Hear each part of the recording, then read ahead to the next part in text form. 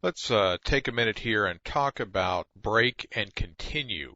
Break and continue are kind of special exceptions that can be used inside the for loop, the while loop, the do while, and the switch that we've already taken a look at. Break causes execution to exit the loop or the switch immediately. Remember in a switch we had multiple items and we had to put a break after each one so that we could get out of the switch? Well, this is the same break. We haven't seen continue yet, but what continue does is it causes the loop's execution to jump right to the test section.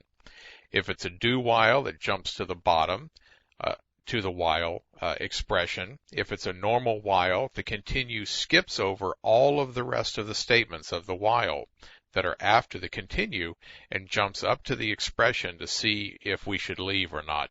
In a for loop, a continue causes execution to stop what it's doing and jump to the adjustment, the rightmost part of the for loop after the second semicolon, so that the adjustment is made, then the test is made, and we decide whether to go on into the top of the for loop again.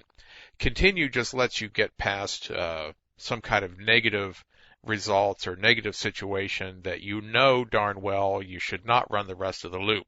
And there's no reason to continue on processing. You've hit an error, the end of a line, something like that, and you want to quit doing what you're doing, but you don't want to leave the loop yet. You want to continue processing more information.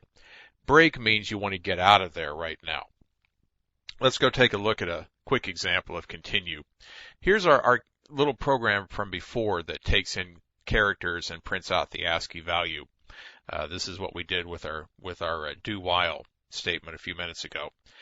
If I, however, here in our continue, if I is equal to a capital X, we'll just continue like it never happened.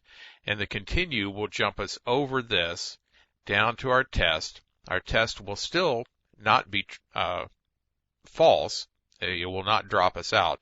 I will still not be equal to Q. So we'll come back up here and we'll get another character. We'll just completely ignore the letter X if somebody types that in. Okay? So let's go over and make that happen. I called it break.c. And there it is. Let's run it. So it's sitting there waiting, and it does what it did before with different letters. But notice this time, if I put an uppercase X, it just ignores it and asks for another letter. And then eventually, an uppercase Q will stop the program, just like it's supposed to. But that shows you that the continue did its job and made us jump over the rest of this loop down here to our test.